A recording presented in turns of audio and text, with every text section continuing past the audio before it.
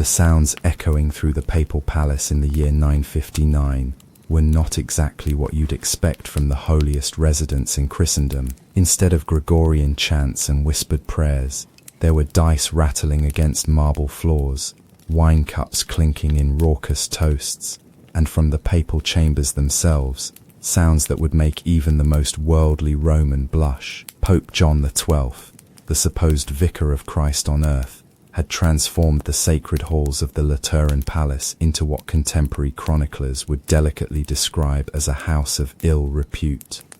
Less delicate observers simply called it what it was, a brothel. In the papal bedroom, where previous pontiffs had spent their nights in prayer and contemplation, John XII was entertaining a parade of women whose names the scandalized clergy dared not record. The bed that should have been a place of holy solitude had become, according to one horrified bishop, a stage for the most shameful performances. And somewhere in the distance, the sound of horses' hooves could be heard as the Pope prepared for yet another hunting expedition, because apparently running a whorehouse was exhausting work that required frequent recreational breaks. This wasn't just a Pope having a bad day or making a questionable decision.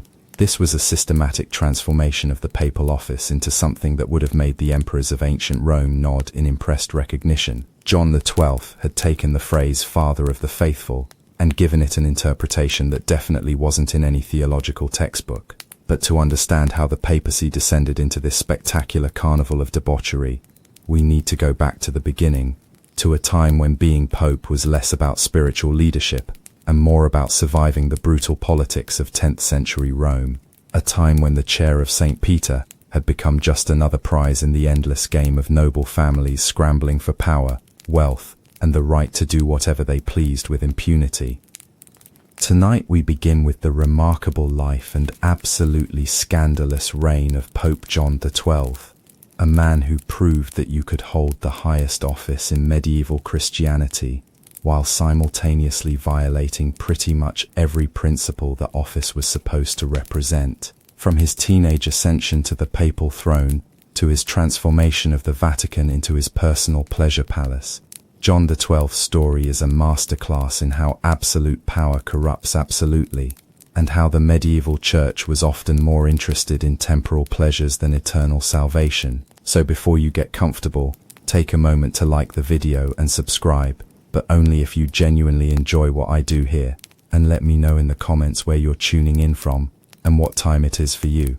It's always fascinating to see who's joining us from around the world. Now dim the lights, maybe turn on a fan for that soft background hum, and let's ease into tonight's journey together. Your story begins not with John XII himself, but with his father, Alberic II of Spoleto, because in 10th century Rome, family connections mattered more than divine calling when it came to church leadership. Alberic was what medieval chroniclers politely called a strongman, which was a euphemistic way of saying he was a warlord who had managed to seize control of Rome and wasn't particularly interested in giving it back to anyone, including the Pope. The year was 932, and Rome was, to put it mildly, a mess.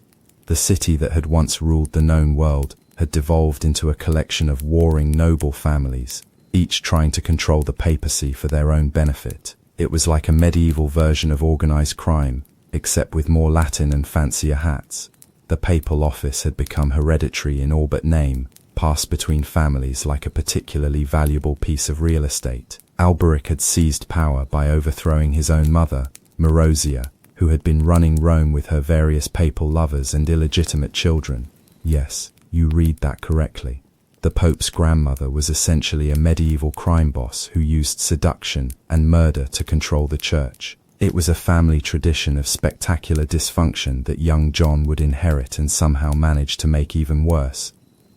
When Alberic died in 954, he made his teenage son Octavian promise to unite the temporal and spiritual powers of Rome under one ruler. In other words, he wanted his son to be both the secular ruler of Rome and the Pope. It was an arrangement that guaranteed absolute power and, as history would prove, absolute corruption. Octavian was probably around 18 years old when he became Pope in 955, taking the name John XII, 18. Let that sink in for a moment. Most 18-year-olds today can barely be trusted with a credit card. and medieval Rome handed one the keys to all of Christendom. He was young, wealthy, powerful, and accountable to absolutely no one except God, who seemed to be taking a very hands-off approach to papal oversight in the 10th century. The signs that John XII was going to be a problem became apparent almost immediately. Where previous popes had at least made an effort to appear pious and scholarly, John seemed to view the papal office as an opportunity to pursue every pleasure that medieval Rome could offer. And medieval Rome, despite its political chaos, could offer quite a lot in the way of earthly delights. Contemporary chroniclers, most of whom were trying very hard to be diplomatic about the whole situation, described John as someone who was more devoted to hunting than to spiritual matters. This was medieval diplomatic speak for the guy spent more time chasing deer than he did thinking about salvation, but hunting was the least of his interests. John XII had discovered that being pope came with certain perks that previous holders of the office had been too pious or too smart to fully exploit. He had unlimited access to the papal treasury, which he promptly began using to fund an increasingly elaborate lifestyle. He had control over vast estates throughout central Italy, which provided him with income that would make modern billionaires weep with envy. And most importantly, he had virtually unlimited power over the people of Rome, with very few checks on how he chose to use it. The papal palace, which had traditionally been a place of solemn religious ceremony and scholarly debate, began to take on a very different character under John's leadership. Where previous popes had filled the halls with theologians and church scholars, John preferred a different sort of company entirely. The palace began to attract what one scandalized cleric described as persons of questionable character and even more questionable profession. It started small, as these things often do. A few dinner parties that went a bit too late, some gambling games that got a bit too intense, women who stayed a bit too long. But John XII was not a man inclined toward moderation in anything, and what began as minor indiscretions quickly escalated into something that would have shocked even the most debauched Roman emperors. By 957, just 2 years into his papacy, the transformation of the papal palace was complete. What had once been the administrative center of medieval Christianity had become, in the words of one contemporary chronicler, a place where virtue goes to die. The same halls where St. Peter's successors had once contemplated the mysteries of faith, now echoed with the sounds of dice games, drunken revelry, and activities that were definitely not covered in any seminary curriculum. The papal apartments themselves became the center of what can only be described as a high-end medieval brothel. John had apparently decided that celibacy was more of a suggestion than a requirement, and he approached his disregard for this particular vow with the same enthusiasm that other people might reserve for their favorite hobby. Contemporary accounts suggest that he maintained a stable of regular female companions, supplemented by a steady stream of visitors, whose presence in the papal chambers could not be explained by any conceivable church business. One of the most scandalized observers of this period was Liutprand of Cremona, a diplomat and chronicler who had occasion to visit the papal court during John's reign. Liutprand, who was no stranger to the moral flexibility of medieval politics, was nonetheless appalled by what he witnessed. He described the papal palace as a place where the sacred and the profane had changed places, where the servants of God had become the servants of worldly pleasure. But Liutprand's account, shocking as it was actually quite restrained compared to other contemporary sources. The annals of various monasteries from this period contain references to John XII that would make a modern tabloid editor blush. They describe him as a man who had turned the house of prayer into a den of thieves, who had made the papal bed a stage for the most shameful exhibitions. The specifics of what exactly was happening in the papal chambers were, understandably, not recorded in great detail by the chroniclers of the time. Medieval writers had a tendency toward euphemism when dealing with sexual matters, particularly when those matters involved the Pope. But reading between the lines of their carefully worded accounts, it becomes clear that John XII had essentially established a medieval version of a high-end escort service, with himself as both the primary client and the management. The women who frequented the papal palace during this period came from all levels of Roman society. Some were actresses and entertainers, professions that in medieval times were often synonymous with prostitution. Others were the wives and daughters of Roman nobles, which suggests that John's activities were creating scandal not just among the clergy, but among the aristocratic families who were supposed to be his political allies. But John XII's transformation of the papal palace wasn't limited to sexual improprieties. He had also turned it into a gambling den that would have impressed the most dedicated medieval degenerates. The same rooms where church councils had once deliberated matters of doctrine now hosted dice games that lasted for days and involved sums of money that could have funded entire military campaigns. John's gambling habits were legendary even by the relaxed standards of medieval nobility. He would reportedly bet enormous sums on the outcome of dice games, horse races, and even on the weather. One contemporary account describes him as losing the equivalent of several years' worth of papal revenue in a single evening's gambling, then shrugging off the loss and immediately organizing another game. The papal treasury, which was supposed to fund the operations of the church throughout Europe, became John's personal piggy bank for financing his increasingly elaborate lifestyle. He spent vast sums on hunting expeditions that lasted for weeks, complete with elaborate camps, professional hunters, and entertainment that would have made Roman emperors envious. He imported exotic animals for private hunts, purchased horses that cost more than most people would see in a lifetime, and maintained a personal guard that was more interested in facilitating his pleasures than in protecting his spiritual duties. But perhaps most shocking of all was John's complete abandonment of any pretense of religious devotion. Previous popes, however politically motivated or personally flawed, had at least maintained the outward forms of piety. They said Mass, they participated in religious ceremonies, they met with church officials, and pretended to care about theological matters. John XII couldn't be bothered with any of that. He rarely said Mass, and when he did, contemporary accounts suggest that he approached it with the same casual disregard he showed for everything else. He would rush through the ceremony, often while clearly intoxicated, and then immediately return to whatever pleasure had captured his attention that day. Church meetings became exercises in absurdity, with John either failing to show up entirely or appearing in hunting clothes smelling of horses and wine, and clearly eager to be anywhere else. When church officials tried to discuss matters of doctrine or church administration, John would grow visibly bored and often simply walk out of the meetings to pursue more interesting activities.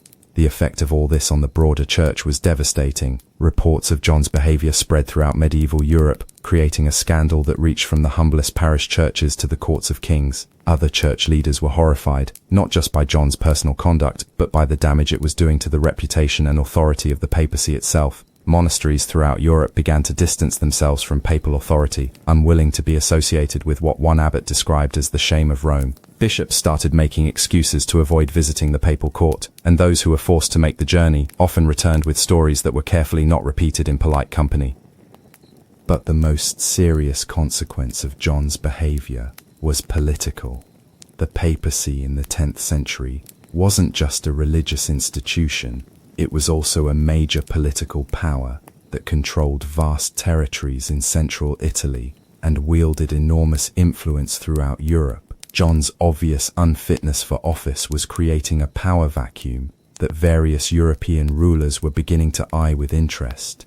The most significant of these was Otto I, the Holy Roman Emperor, who controlled much of what is now Germany and northern Italy. Otto was a serious, religiously devout ruler who viewed John XII's papacy as both a personal affront and a political opportunity. The idea of the Pope turning the Vatican into a brothel was not just morally offensive to Otto, it was also politically destabilizing in ways that threatened his own authority.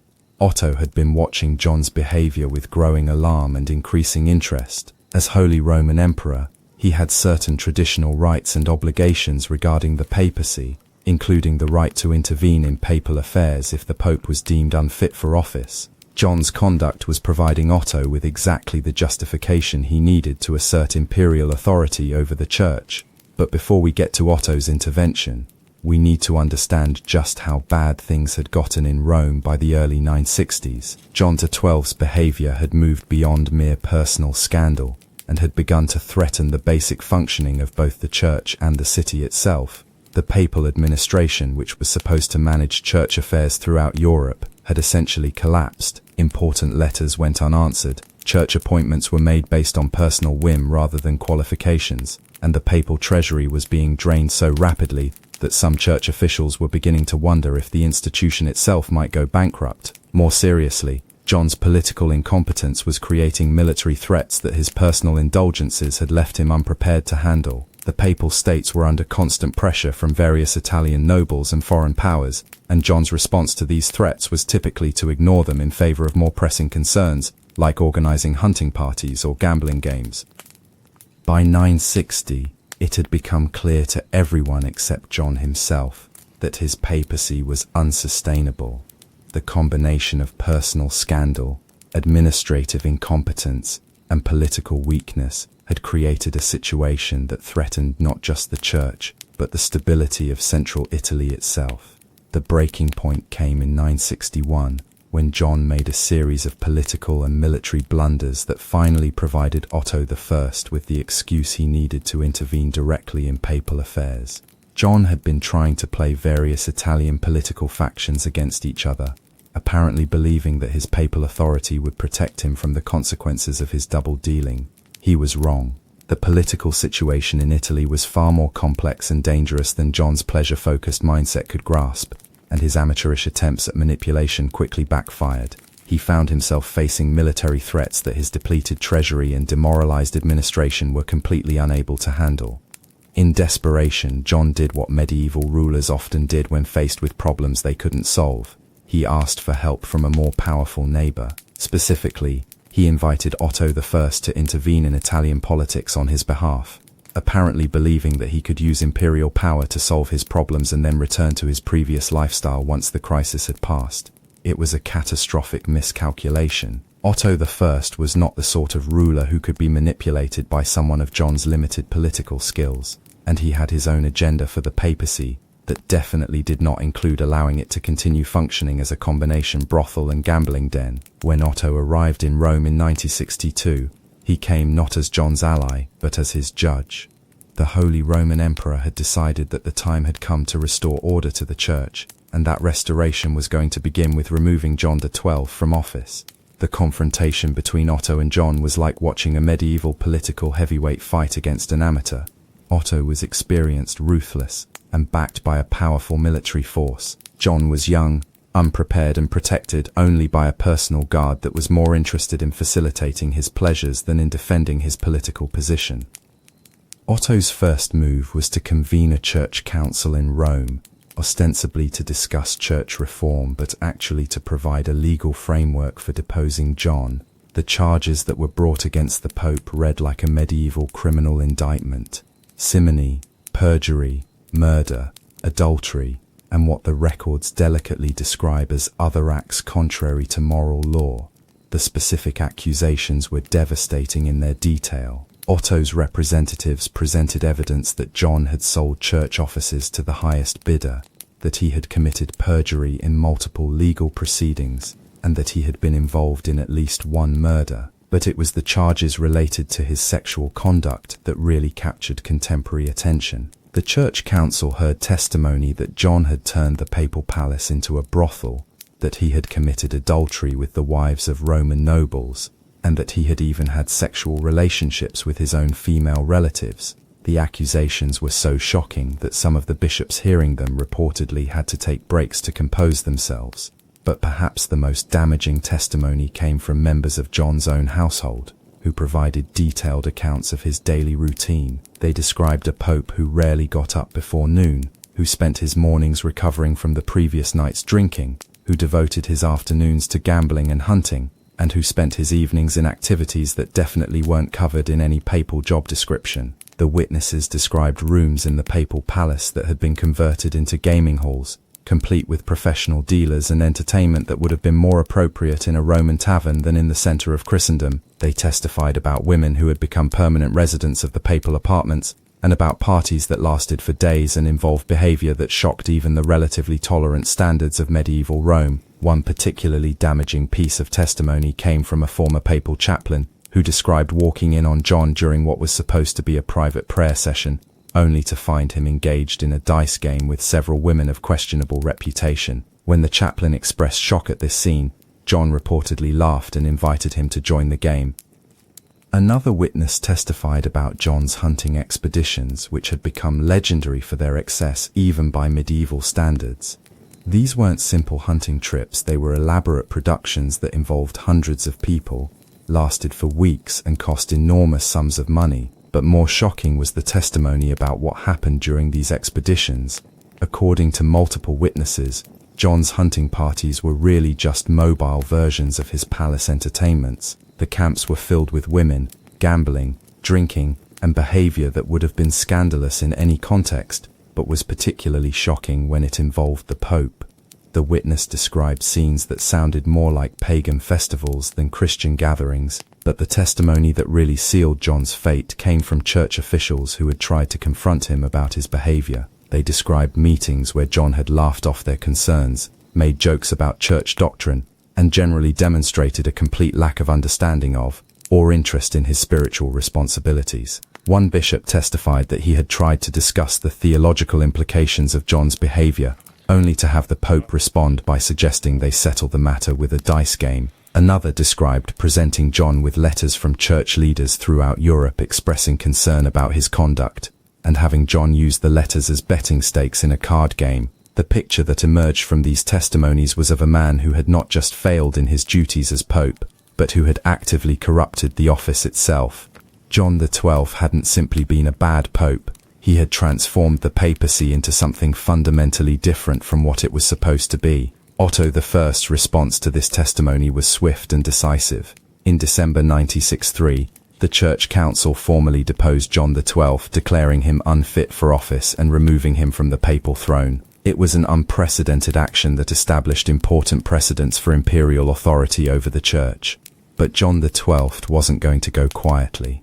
Despite being formally deposed, he still had supporters in Rome, and he began organizing what can only be described as a counter-coup. The deposed Pope started gathering military forces and political allies, apparently believing that he could fight his way back to power.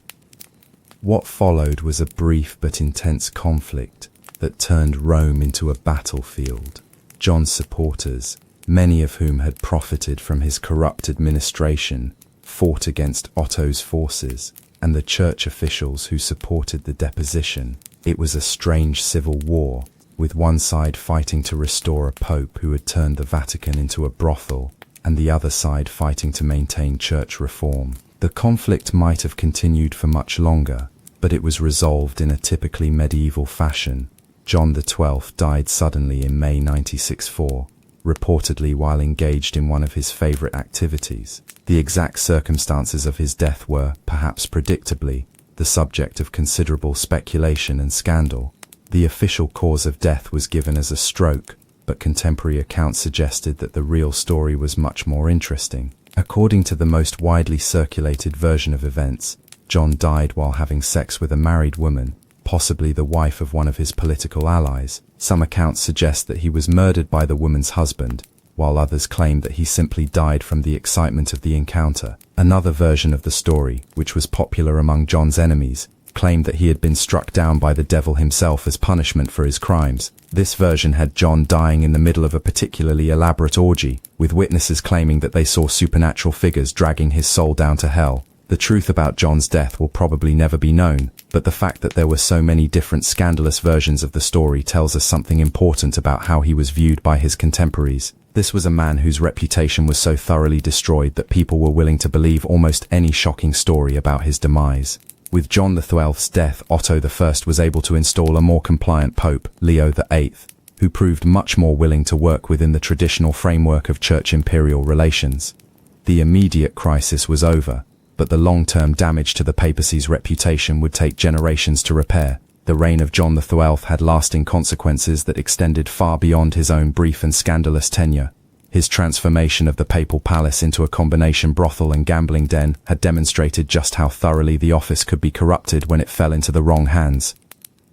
More importantly, his deposition by Otto I established precedents for imperial intervention in church affairs that would shape church-state relations for centuries to come. The idea that secular rulers could remove popes who were deemed unfit for office became an important weapon in the ongoing struggle between temporal and spiritual authority. But perhaps the most significant long-term consequence of John XII's papacy was the way it illustrated the fundamental problems with the medieval church's approach to leadership selection. The fact that an 18-year-old with no religious training or apparent spiritual calling could become pope simply because of his family connections revealed serious flaws in the system that would continue to cause problems for centuries. John's story also highlighted the dangers of combining spiritual and temporal authority in a single office.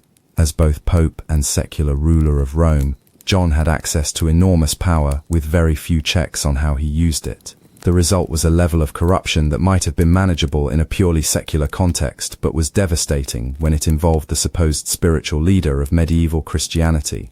The chroniclers who recorded John XII's reign struggled to make sense of what they had witnessed. How could someone who was supposed to be God's representative on earth behave in ways that violated every principle of Christian morality? Their attempts to explain his conduct range from claims that he was possessed by demons to suggestions that he was simply too young and immature to handle the responsibilities of his office. But perhaps the most honest assessment came from Liutprand of Cremona, who simply observed that John XII had proven that absolute power corrupts absolutely, even when that power is supposed to be exercised in God's name. John had been given unlimited authority at a very young age, with virtually no oversight or accountability, and he had used that authority to pursue every pleasure and vice that medieval society could offer.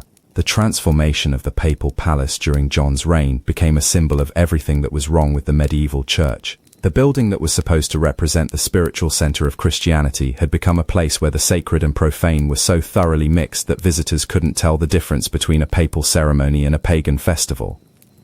Contemporary accounts describe rooms in the palace that had been redecorated to accommodate John's various entertainments. The papal throne room, where previous popes had received pilgrims and church dignitaries, had been converted into a gambling hall, complete with dice tables and betting pools. The papal chapel, where Mass was supposed to be celebrated daily, was often empty while John pursued more interesting activities in other parts of the building. The papal apartments themselves had been transformed into what one scandalized observer described as a harem worthy of an Eastern potentate. John had installed permanent female residents, created elaborate entertainment spaces, and generally turned the most sacred private spaces in Christendom into settings for activities that would have shocked even the most debauched Roman emperors. But it wasn't just the physical transformation of the palace that was shocking, it was the complete abandonment of any pretense of spiritual leadership. John XII had essentially decided that being pope was a secular job that came with excellent benefits and no real responsibilities. He approached the office the way a modern celebrity might approach a reality TV show, as an opportunity for self-indulgence and public attention. The effect of this approach on the broader church was devastating. Pilgrims who traveled to Rome expecting to encounter the spiritual center of Christianity instead found what appeared to be a medieval version of Las Vegas. Church officials who came to discuss serious theological matters were often turned away so that John could focus on more pressing concerns, like organizing hunting expeditions or gambling tournaments. The papal administration, which was supposed to coordinate church activities throughout Europe, essentially ceased to function during John's reign. Important documents went unread, crucial decisions were delayed indefinitely, and church appointments were made based on personal whim rather than qualifications or need. This administrative collapse had serious consequences throughout medieval Europe. Churches that needed papal approval for various projects found themselves in limbo. Monasteries that relied on papal support discovered that their requests were being ignored or forgotten. Bishops who needed papal guidance on theological matters found that the Pope was too busy with his personal entertainments to provide it. The financial implications of John's behavior were equally serious. The papal treasury, which was supposed to fund church operations throughout Europe, was being drained at an alarming rate to pay for John's increasingly elaborate lifestyle. The costs of his hunting expeditions alone were enormous, involving not just the purchase of horses and equipment, but also the salaries of professional hunters, the construction of elaborate temporary camps, and the provision of entertainment for hundreds of guests. His gambling losses were even more significant. Contemporary accounts suggest that John lost sums equivalent to several years' worth of papal income in single evenings of dice games or card playing. These weren't small-stakes friendly games. They were high-roller sessions that involved professional gamblers and enormous amounts of money. But perhaps most expensive of all was John's transformation of the papal palace into his personal entertainment complex. The costs of maintaining his female companions, providing elaborate meals and entertainment, and constantly redecorating rooms to accommodate new pleasures quickly spiraled out of control. By the early 960s, church officials were beginning to worry that the papacy itself might face bankruptcy if John's spending continued unchecked. The institution that was supposed to be the richest and most powerful in medieval Europe was being reduced to financial crisis by the personal indulgences of its leader. The political consequences of John's behavior were equally serious. The papacy in the 10th century wasn't just a religious institution, it was also a major political power that controlled significant territories in central Italy and wielded enormous influence throughout Europe. John's obvious incompetence and moral corruption were undermining papal authority in ways that threatened the entire medieval political system. European rulers who had traditionally deferred to papal authority began to question whether they should continue to do so when that authority was being exercised by someone who was more interested in gambling and prostitutes than in spiritual or political leadership. This erosion of papal prestige created power vacuums throughout Europe that various ambitious nobles were quick to exploit. The situation was particularly problematic in Italy, where papal weakness encouraged various local strongmen to assert their independence from both church and imperial authority. John's political incompetence had created a situation where central Italy was becoming increasingly unstable, with various factions fighting for control while the Pope was busy with his personal entertainments. It was this political crisis, even more than the moral scandal, that finally forced Otto I to intervene. The Holy Roman Emperor couldn't allow the continued deterioration of papal authority, both because it threatened his own political interests and because it was creating instability throughout the empire. Otto's decision to depose John XII was unprecedented in its scope and implications. Previous imperial interventions in papal affairs had been more limited in nature, focusing on specific political disputes rather than wholesale removal of popes from office. But John's behavior had created a situation that required more drastic action. The legal and theological justifications for John's deposition were complex and controversial. Technically, the Pope was supposed to be answerable only to God, and the idea that secular rulers could remove him from office raised serious questions about the nature of papal authority itself. But Otto's supporters argued that John's behavior had been so egregious that it constituted a de facto abdication of his responsibilities. They claimed that by transforming the papal office into something fundamentally different from what it was supposed to be, John had effectively removed himself from the legitimate line of papal succession. The church council that formally deposed John heard extensive testimony about his conduct, and the picture that emerged was of someone who had completely abandoned any pretense of spiritual leadership. The witnesses described a pope who mocked church doctrine, ignored his religious duties, and used his sacred office primarily as a means of personal gratification.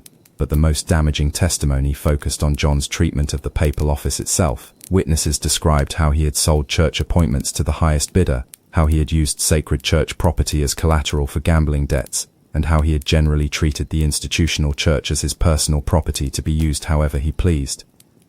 One particularly shocking piece of testimony described how John had allegedly ordained a 10-year-old boy as a bishop in exchange for a large payment from the boy's family. Another witness testified that John had sold the same church appointment to multiple buyers, collecting payment from each while having no intention of honoring any of the commitments. These weren't just examples of corruption. They were examples of someone who had fundamentally misunderstood what the papal office was supposed to represent. John seemed to view being pope as equivalent to being a secular ruler, with the church simply being another form of property to be exploited for personal benefit. The theological implications of this approach were staggering. If the pope could sell sacred offices for personal profit, what did that say about the nature of church authority? If the spiritual leader of Christianity was more interested in gambling and prostitutes than in salvation, what did that mean for the church's claim to moral leadership? These questions would continue to haunt the medieval church long after John XII's death. His reign had demonstrated that the papal office could be corrupted in ways that threatened the very foundations of Christian authority, and that corruption on this scale could have consequences that extended far beyond the personal failings of any individual pope. The immediate aftermath of John's deposition was chaotic. with various factions in Rome fighting for control of the papal office.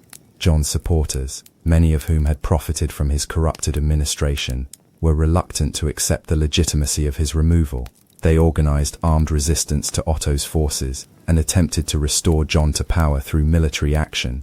This led to a brief but intense civil war in Rome, with battles being fought in the streets around the papal palace itself. It was a surreal conflict, with one side fighting to restore a pope who had turned the Vatican into a brothel, and the other side fighting to maintain church reform and imperial authority. The conflict might have continued much longer, but John's sudden death in 96-4 removed the central figure around whom his supporters had rallied. With their leader gone, the resistance to church reform quickly collapsed, allowing Otto to install a more compliant pope and restore some semblance of order to the church.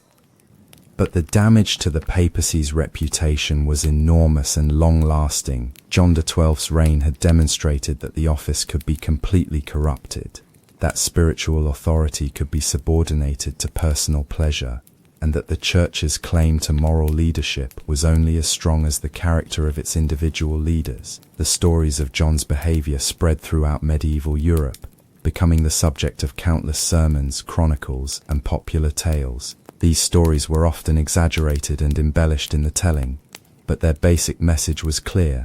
The papacy had fallen so far from its spiritual mission that it had become indistinguishable from the most corrupt secular institutions of the time. This reputation damage had practical consequences that extended far beyond mere embarrassment. Churches throughout Europe began to distance themselves from papal authority. Monasteries started to assert their independence from Rome, and European rulers began to question whether they should continue to defer to papal leadership in political matters. The long-term consequences of John XII's reign can be seen in the various reform movements that emerged in subsequent centuries. The Cluniac reforms, the Gregorian reforms, and other attempts to restore spiritual authority to the church were all in part responses to the kind of corruption that John's papacy had represented. These reform movements focused heavily on clerical celibacy, church administration, and the proper relationship between spiritual and temporal authority. All of these issues had been dramatically highlighted by John's behavior, which had demonstrated what could happen when church leaders abandoned their spiritual responsibilities in favor of personal gratification. But perhaps the most lasting legacy of John XII's reign was the way it changed expectations about papal behavior. Before John, there had been an assumption that popes, however politically motivated or personally flawed, would at least maintain the outward forms of spiritual leadership. John had shown that even these minimal expectations could not be taken for granted. The result was a much more skeptical attitude toward papal authority that would persist throughout the medieval period and beyond. The idea that the Pope was automatically entitled to respect and obedience, simply by virtue of his office, had been seriously damaged by John's example, and subsequent popes would have to work much harder to establish their credibility and authority. John XII's transformation of the papal palace into a brothel and gambling den became a powerful symbol of church corruption that would be referenced by critics of papal authority for centuries to come. Protestant reformers in the 16th century would point to John's reign as evidence of the fundamental corruption of the Catholic Church, while medieval reform movements used his example to justify their calls for radical changes in church leadership and administration. The physical spaces that John had corrupted also took on symbolic significance. The papal palace, which had been transformed from a center of spiritual authority into a center of debauchery, required extensive renovation and reconsecration before it could again function as the administrative center of the church. This physical restoration became a metaphor for the broader spiritual restoration that the church needed to undergo. But perhaps most importantly, John XII's reign demonstrated the dangers of combining unlimited power with unlimited appetites. He had been given more authority than any other person in medieval Europe, with virtually no oversight or accountability, and he had used that authority to pursue every vice and pleasure that his society could offer. The lesson was clear. Even the most sacred offices could be corrupted if they were occupied by people who lacked the character and commitment necessary to exercise authority responsibly. This lesson would influence church governance for centuries to come, leading to various attempts to create checks and balances on papal power, and to establish better methods for selecting and training church leaders. In the end, John XII's reign was a catastrophic failure by almost any measure. He had taken the most powerful spiritual office in medieval Christianity and transformed it into something that was indistinguishable from the most corrupt secular institutions of his time. He had demonstrated that unlimited power really could corrupt completely, even when that power was supposed to be exercised in God's name. But his failure was also instructive, providing later generations with a clear example of what happened when spiritual authority was subordinated to personal pleasure. His reign became a cautionary tale that would be told and retold throughout the medieval period, reminding church leaders and secular rulers alike of the dangers of unchecked power and unlimited appetite. The boy who had inherited the papal throne at 18 had died at 27, having spent nearly a decade systematically destroying the reputation and authority of the office he was supposed to represent. His legacy was a papacy so thoroughly corrupted that it would take generations to restore even a semblance of its former spiritual authority. But to truly understand the full scope of John XII's destructive impact, we need to examine more closely the specific ways he perverted the sacred traditions and ceremonies of the Church. It wasn't enough for John to simply ignore his religious duties. He seemed to take positive pleasure in mocking and subverting them. Take, for example, his approach to the celebration of Mass, the most sacred ceremony in the Christian Church. Previous popes had treated this ritual with the reverence it demanded, understanding that they were performing a ceremony that connected them directly with the divine mystery of Christ's sacrifice. John XII turned Mass into what one horrified observer described as a theatrical performance by a drunk actor.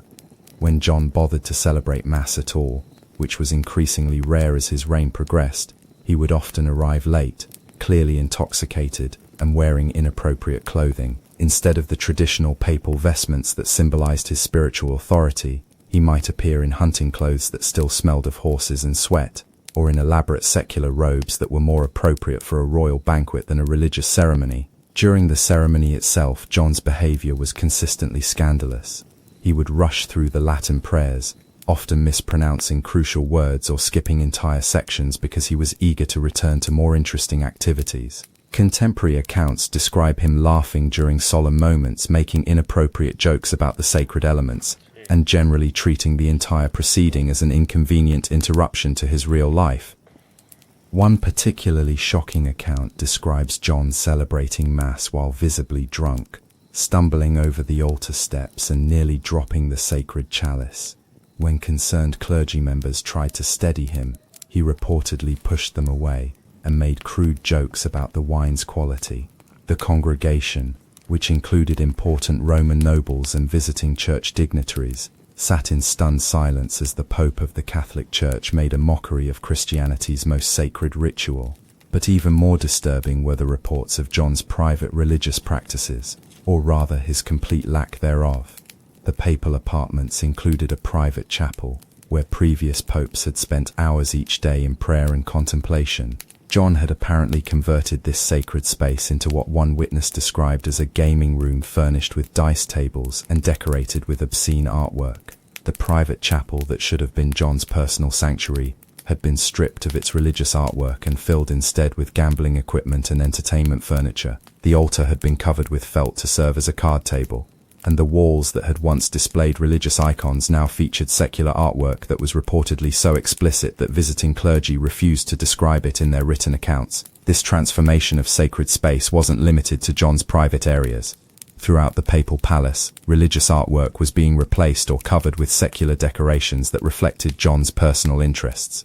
Crucifixes were removed to make room for hunting trophies. Religious manuscripts were pushed aside to make space for dice and playing cards. The entire building was being systematically deconsecrated to accommodate John's secular lifestyle. The papal library, which contained some of the most important religious texts in medieval Europe, became another casualty of John's indifference to spiritual matters. This collection, which had been carefully assembled over centuries and represented the accumulated wisdom of the Christian Church, was allowed to deteriorate, while John focused on his personal entertainments. Books that were irreplaceable repositories of theological knowledge were reportedly used as betting stakes in gambling games.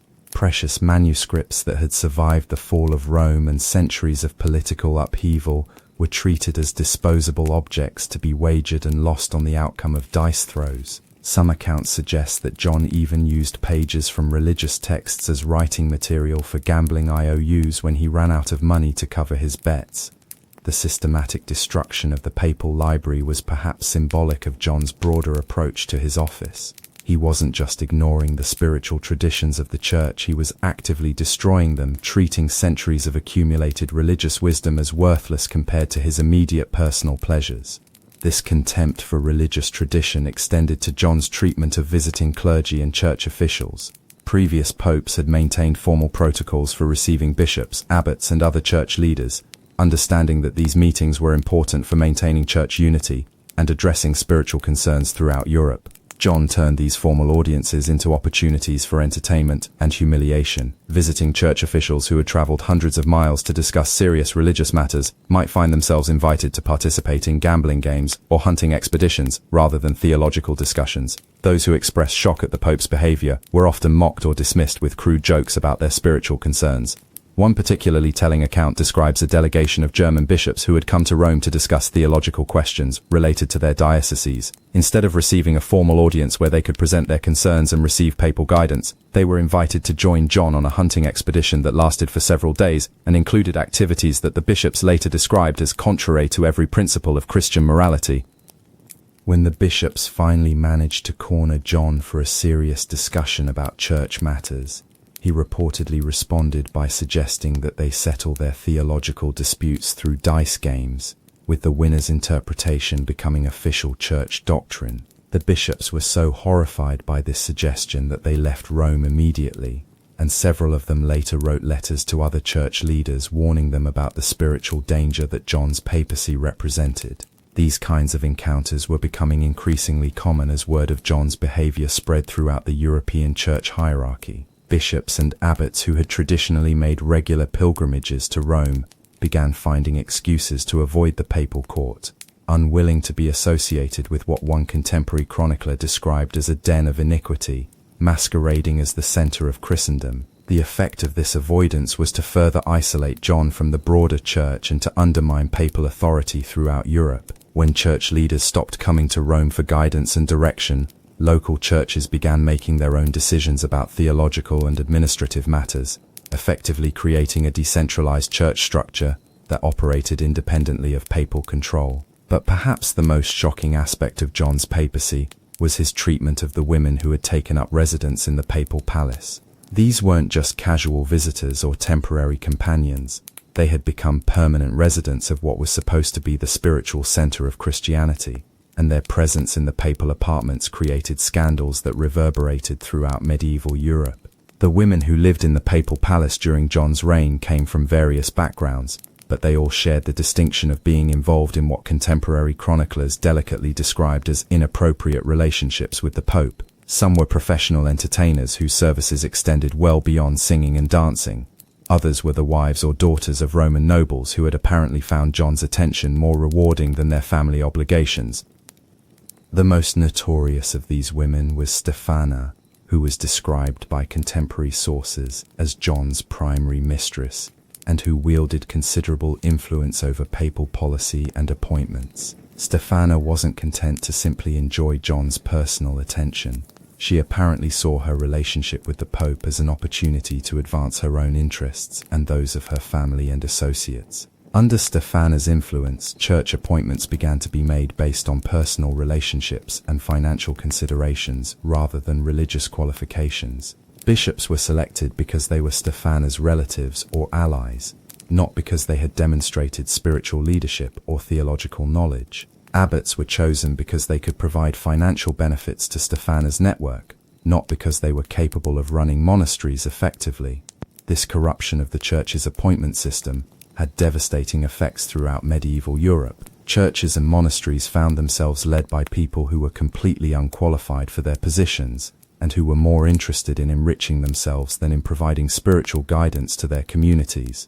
But Stephana's influence wasn't limited to church appointments. She also played a role in John's political decisions, often encouraging him to pursue policies that benefited her personal interests rather than the broader needs of the Church or the Papal States. Contemporary accounts suggest that she was instrumental in several of John's most disastrous political miscalculations, including the series of blunders that eventually led to Otto I's intervention. The relationship between John and Stefana wasn't just a personal scandal, it was a political and administrative disaster that compromised the papacy's ability to function effectively. When the Pope's decisions were being influenced by his mistress's personal agenda rather than by consideration of church needs or divine guidance, the entire institution became corrupted from the top down. But Stefana wasn't the only woman exercising influence in John's papal court. Contemporary accounts mention several other female residents of the papal palace, who had their own networks of influence and their own agendas to pursue. The result was a complex web of competing interests and personal relationships that made coherent policy-making virtually impossible. The papal court during John's reign began to resemble a medieval soap opera, more than the administrative center of the Christian Church. Alliances between different women in John's circle created factions that competed for influence over papal decisions. Rivalries and jealousies led to palace intrigue that distracted from serious church business. The Pope himself often seemed to be more of a spectator than a participant in these political games, content to let his various female companions fight among themselves while he pursued his personal pleasures. This feminization of papal authority was particularly shocking to medieval sensibilities, which expected church leadership to be exclusively male and rigorously celibate. The idea that women were making decisions about church policy and appointments was almost as scandalous as the sexual impropriety that had brought them into the papal palace in the first place. The situation became even more complicated when several of the women in John's circle began having children, raising questions about paternity that the papal court was completely unprepared to handle. Medieval record-keeping was not particularly detailed when it came to such sensitive matters, but contemporary accounts suggest that at least 3 children were born to women living in the papal palace during John's reign. The existence of these children created legal and theological problems that the Church had never had to address before. Were they John's offspring? If so, what was their legal status? Could the Pope's illegitimate children inherit papal property, or claim special privileges within the Church hierarchy? These weren't just academic questions, they had practical implications for Church law and papal succession that would continue to cause problems long after John's death. More immediately, the presence of children in the papal palace created daily reminders of John's violation of clerical celibacy that were impossible to ignore or explain away. Visiting dignitaries who came to the papal court expecting to encounter the spiritual solemnity appropriate to Christianity's headquarters instead found themselves in what appeared to be a domestic environment complete with nursemaids, children's toys, and all the chaos that comes with raising young children. The sound of children playing in the halls where previous popes had conducted church business was jarring enough, but even more disturbing were the questions about their education and upbringing. Were these children being raised as Christians? Were they receiving religious instruction? Or were they simply being brought up as secular members of John's extended household? Contemporary accounts suggest that John took little interest in the children who may have been his offspring, treating them as minor inconveniences rather than as important responsibilities. This indifference to his potential paternal duties was just another example of his broader abandonment of responsibility in all areas of his life. The women and children living in the papal palace during John's reign represented more than just personal scandal. They symbolized the complete transformation of the papacy from a spiritual institution into something that resembled a secular royal court. The office that was supposed to represent celibate dedication to divine service had become the center of extended family network based on sexual relationships and personal loyalty rather than religious commitment. This transformation was visible not just in the papal apartments but throughout the palace complex. Areas that had traditionally been reserved for church business were being used for domestic purposes. Rooms that should have housed theological libraries and administrative offices instead contained nurseries, entertainment spaces, and living quarters for John's extended household. The papal kitchen, which had traditionally prepared simple meals appropriate for a religious household, was now catering elaborate banquets that served exotic foods and expensive wines to John's various guests and companions. The costs of feeding this expanded household were enormous, contributing to the financial crisis that was draining the papal treasury. The papal stable, which had once housed a modest number of horses for transportation and ceremonial purposes, had been expanded to accommodate John's passion for hunting. and his need to mount elaborate expeditions that required dozens of horses and extensive support equipment. The costs of maintaining this expanded stable, along with the professional hunters and support staff required for John's hunting obsession, represented a significant drain on church resources.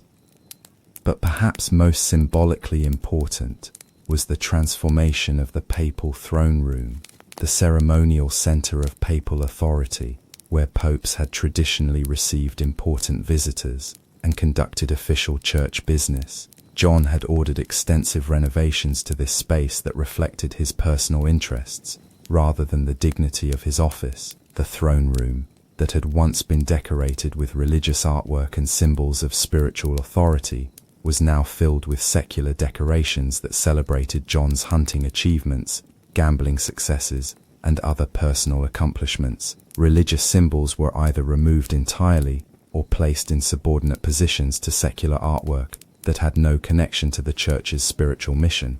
The papal throne itself, which was supposed to symbolize the Pope's role as Christ's representative on earth, was often empty during official ceremonies because John couldn't be bothered to attend them. When he did appear, he might be dressed inappropriately for the occasion, visibly intoxicated, or obviously eager to leave and return to more interesting activities. This physical transformation of the papal palace was important because it created a visual representation of John's approach to his office. Visitors who came to Rome expecting to encounter the majesty and spiritual authority of the papacy instead found buildings that looked more like a secular royal palace or wealthy nobleman's estate.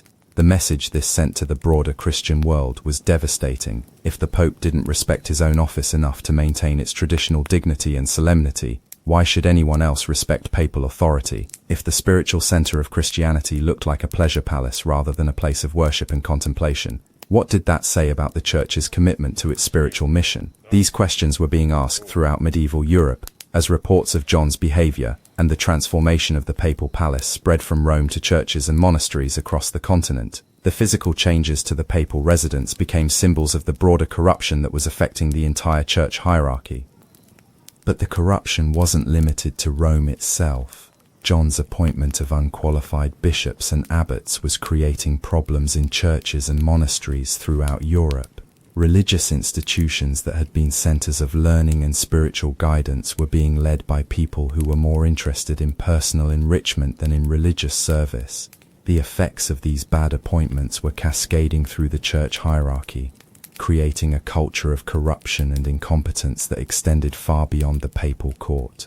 When bishops were chosen for their political connections rather than their spiritual qualifications, they in turn appointed priests and other church officials based on similar criteria, creating a downward spiral of declining standards and increasing corruption. Monasteries that had been centers of learning and spiritual discipline found themselves led by abbots who knew little about religious life and cared even less. These institutions, which had preserved classical learning and Christian wisdom through the chaos of the early medieval period, began to decline under leadership that was more interested in extracting wealth than in maintaining intellectual and spiritual traditions.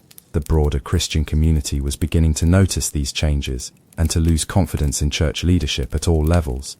When local priests were obviously unqualified for their positions, and when bishops seemed more interested in political advancement than in spiritual guidance, ordinary Christians began to question whether the church could still fulfill its mission of providing religious leadership and moral guidance.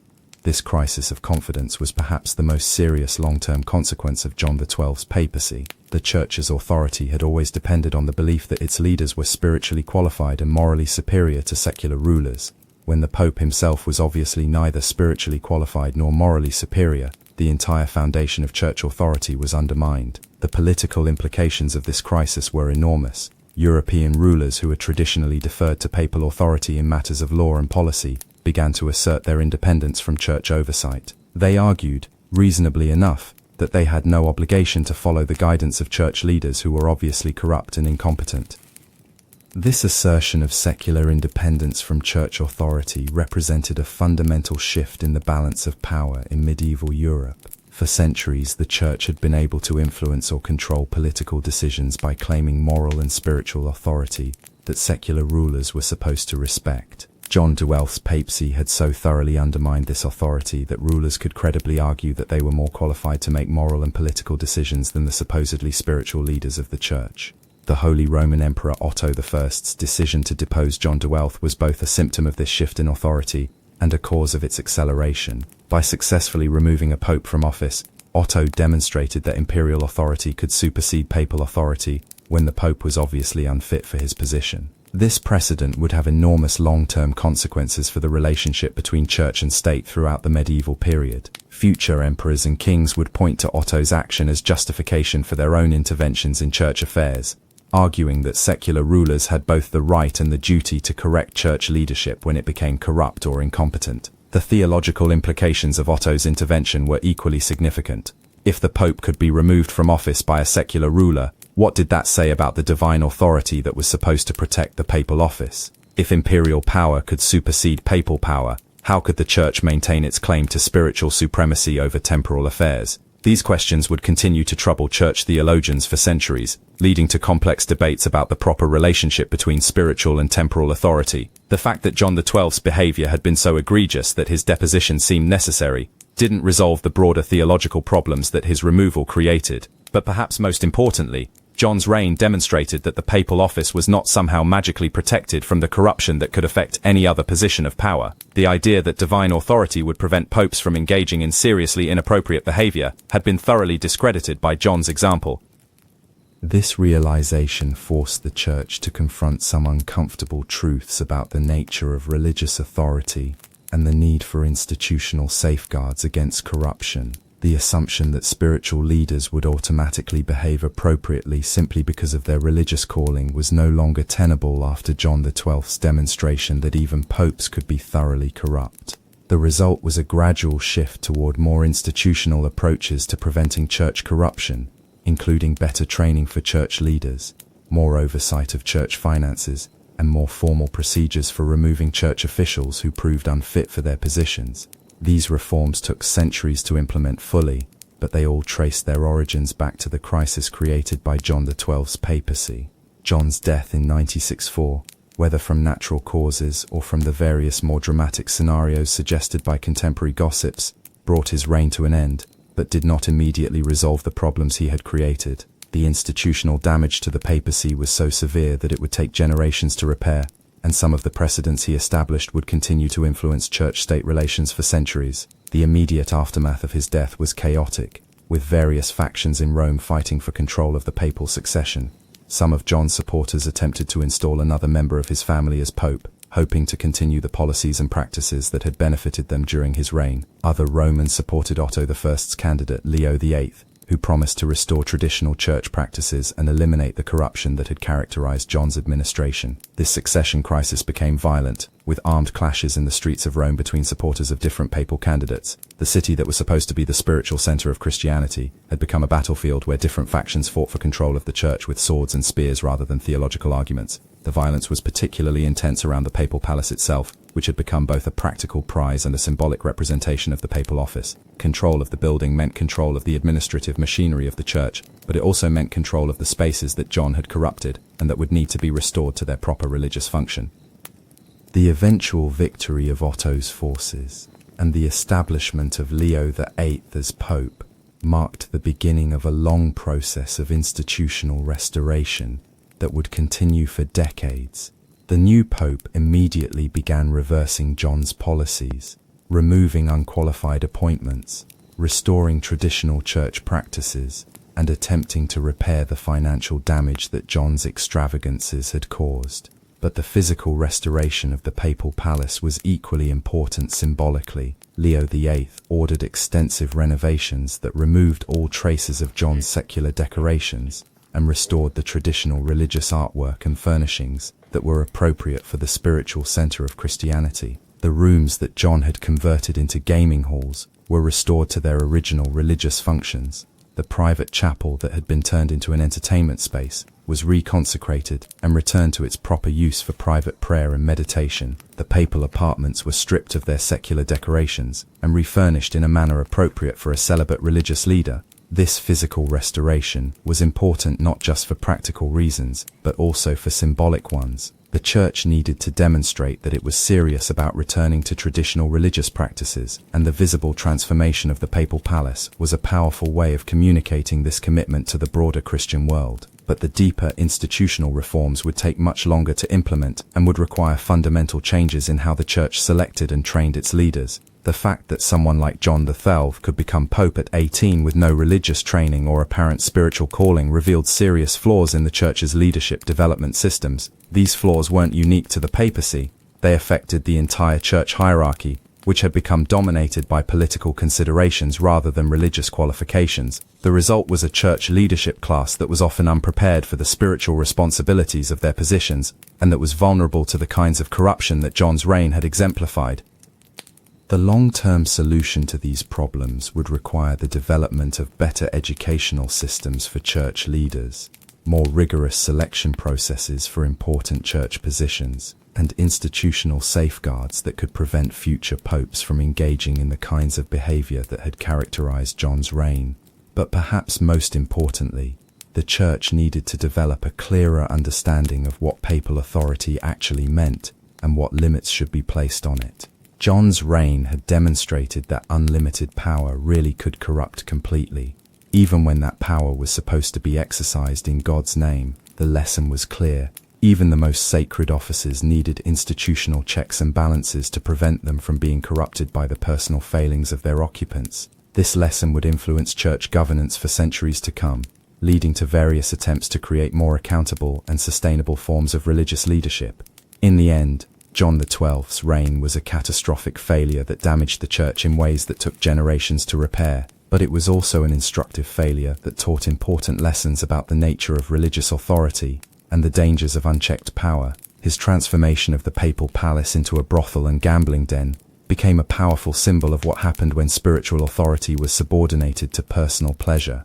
His appointment of unqualified church leaders demonstrated the dangers of treating religious offices as political prizes. His financial mismanagement showed what happened when church resources were diverted from their proper purposes to fund personal indulgences. Most importantly, his reign demonstrated that the church's claim to moral and spiritual authority depended entirely on the character and behavior of its leaders. When those leaders were obviously corrupt and incompetent, the entire institution suffered, and its ability to fulfill its religious mission was seriously compromised. The boy who had inherited the papal throne at 18 had spent 9 years proving that youth, wealth, and unlimited power were a dangerous combination when they weren't balanced by character, training, and institutional oversight. His legacy was a church that was forced to confront some uncomfortable truths about the nature of religious authority and the need for better safeguards against corruption. But his legacy was also a church that was ultimately strengthened by the crisis he had created. The reforms that emerged from the chaos of his reign would make the institution more resilient, more accountable, and better able to fulfill its spiritual mission. Though the immediate damage seemed catastrophic, the long-term consequences would force the church to examine its fundamental assumptions about power, authority, and spiritual leadership in ways that would prove beneficial for centuries to come. However, before we can fully appreciate the lasting impact of John XII's reign, we need to understand just how deeply his corruption had penetrated into the daily operations of the church. It wasn't enough for John to simply ignore his religious duties or transform the papal palace into a pleasure den. He had also systematically corrupted the church's financial systems, legal procedures, and administrative structures in ways that created problems far beyond Rome itself. The papal treasury, which was supposed to fund church operations throughout Europe, had become John's personal piggy bank for financing increasingly elaborate and expensive entertainments. But the scope of his financial mismanagement went far beyond simply spending church money on hunting expeditions and gambling debts. He had fundamentally altered the way church finances operated, creating systems of corruption that benefited his allies while impoverishing the broader institution. One of John's most destructive innovations was his approach to selling church appointments, a practice known as simony, that was theoretically forbidden, but that John elevated to an art form. Previous popes who had engaged in simony had at least tried to maintain some pretense that they were appointing qualified candidates to important positions. John abandoned even this minimal standard, openly auctioning church offices to the highest bidder regardless of their qualifications or suitability. The results were predictably disastrous. Bishops who had purchased their positions had no interest in spiritual leadership, and every interest in recouping their investments as quickly as possible. They in turn sold lower-level church appointments to raise money, creating a cascade of corruption that flowed down through the entire church hierarchy. This corruption of the appointment system wasn't just morally offensive, it was also practically devastating. Churches throughout Europe found themselves led by people who had no religious training, no spiritual calling, and no understanding of their responsibilities.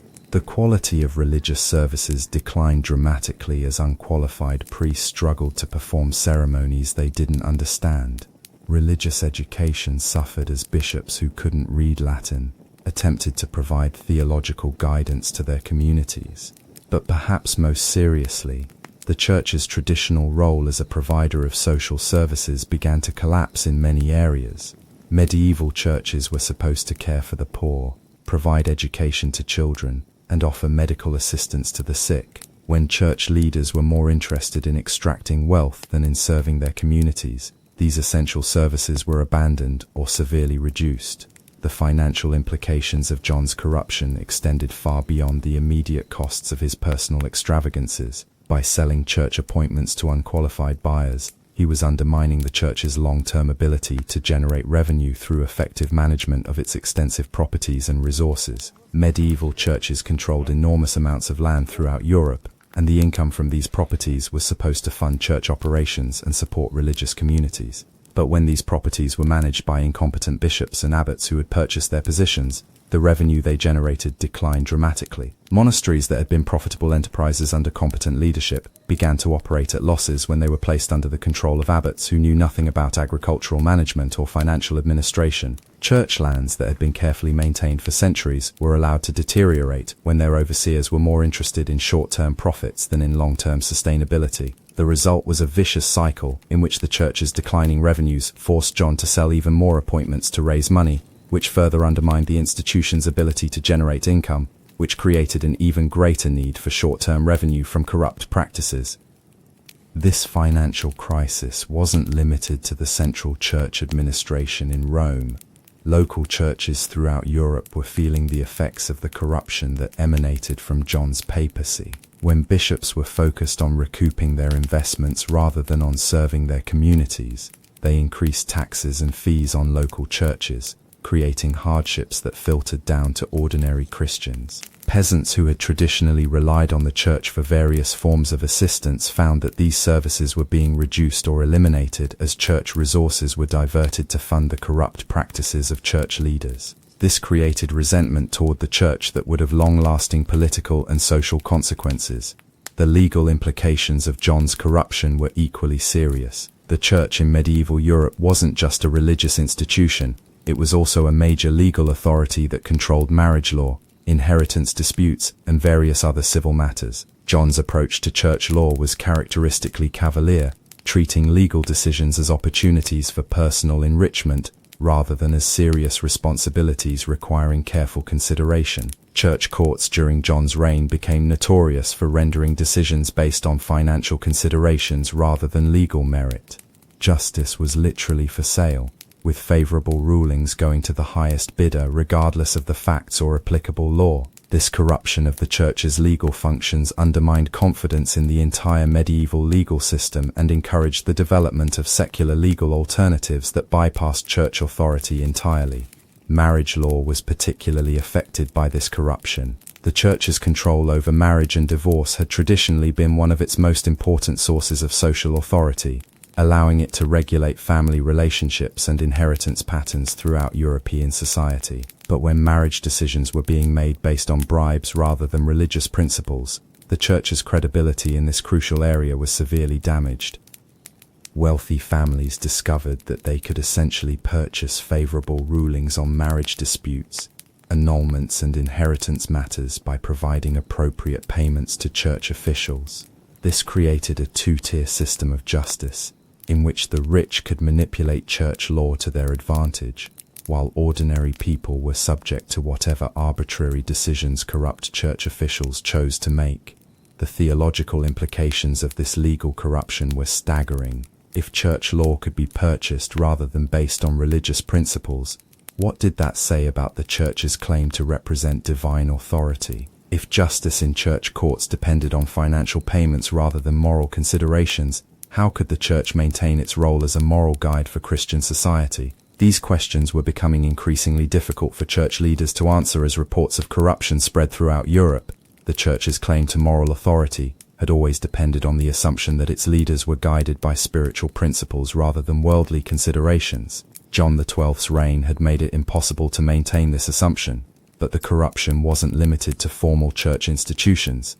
John's personal behavior was also creating scandals that affected the Church's relationship with secular authorities throughout Europe. His notorious sexual adventures weren't just personal indiscretions, they were political disasters that compromised the Church's ability to maintain diplomatic relationships with important European rulers. The women who lived in the papal palace during John's reign weren't just anonymous prostitutes or entertainers. Many of them were connected to powerful Roman families, and their relationships with the Pope created political complications that reverberated throughout Italian politics. When the Pope was sleeping with the wives or daughters of important nobles, it became impossible to maintain normal diplomatic relationships with those families. More seriously, John's sexual adventures were creating international incidents that threatened the Church's relationships with foreign governments. Several of the women in his circle were reportedly the wives or relatives of foreign dignitaries, creating diplomatic crises that required delicate negotiations to resolve. One particularly damaging incident involved the wife of a Byzantine ambassador, who had apparently become one of John's regular companions during her husband's mission to Rome. When the ambassador discovered the relationship, it created a diplomatic crisis that threatened to damage relations between the Western and Eastern churches at a time when unity was crucial for addressing various military and political challenges. Another incident involved the daughter of a French nobleman who had been sent to Rome as part of a diplomatic mission. Her relationship with John became public knowledge when she became pregnant during her stay in the papal palace, creating a scandal that reached the French court and required extensive diplomatic efforts to resolve. These kinds of incidents weren't just embarrassing, they were undermining the Church's ability to function as an effective diplomatic institution.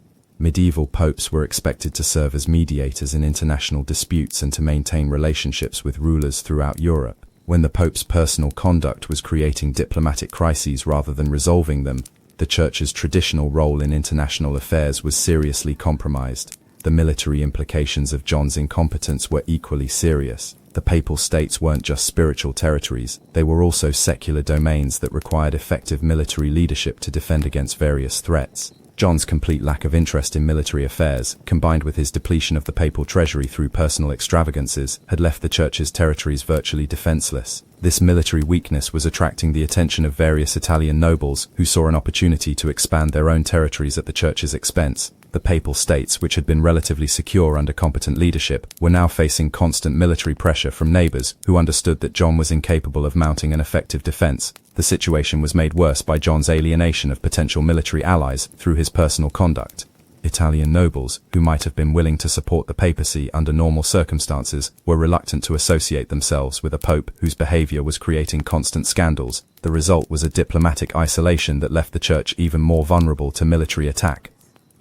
John's response to these military threats was characteristically inadequate.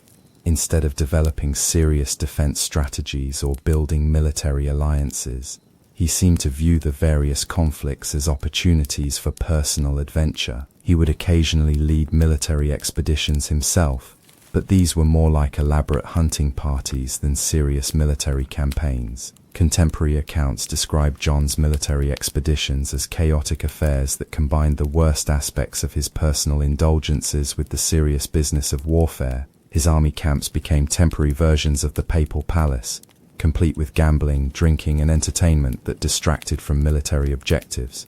John's forces were repeatedly defeated by opponents who were better organized, better disciplined, and more focused on actual military objectives rather than on personal entertainment. These defeats further weakened the Papal States and encouraged additional attacks from neighbors who recognized the Church's military weakness.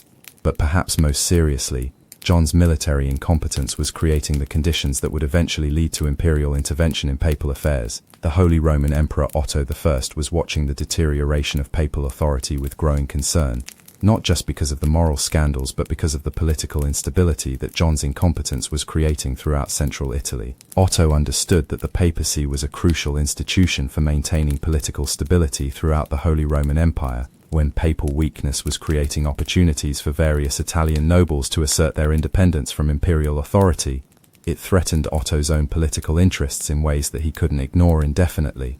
The emperor's decision to intervene in papal affairs wasn't just motivated by moral outrage at John's behavior, though that was certainly a factor. It was also motivated by practical political considerations related to maintaining imperial authority and preventing the kind of political chaos that could threaten the entire medieval order.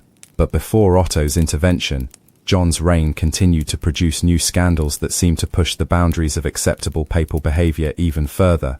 His gambling habits, which had already shocked contemporary observers, continued to escalate in ways that defied belief. The papal palace during John's reign hosted gambling sessions that would have impressed even the most dedicated medieval degenerates. These weren't casual games played for small stakes. They were serious gambling operations that involved enormous sums of money and attracted professional gamblers from throughout Europe. John had apparently decided that if he was going to gamble, he might as well do it on a scale appropriate to his position as head of the Christian Church. He imported gambling equipment from throughout the Mediterranean, hired professional dealers and gaming masters, and created gambling spaces that rivaled anything available in the most sophisticated European courts. The stakes involved in these games were astronomical by medieval standards. Contemporary accounts describe single gambling sessions in which John lost sums equivalent to the annual revenues of entire kingdoms. When he won, which apparently happened occasionally, he would immediately organize even larger games with even higher stakes, as if the point wasn't to accumulate wealth but to experience the thrill of risking enormous amounts of money. But the gambling wasn't limited to the papal palace. John began organizing gambling expeditions that traveled throughout central Italy, setting up temporary gaming operations in various cities and towns. These expeditions became legendary for their extravagance and their destructive impact on local economies. When John's gambling expedition arrived in a town, it would essentially take over the local economy for days or weeks. Local nobles would be pressured to participate in games they couldn't afford. Local merchants would be forced to provide supplies and services on credit, and local officials would be expected to facilitate whatever entertainment the papal party demanded. The economic impact of these expeditions was devastating for the communities that hosted them.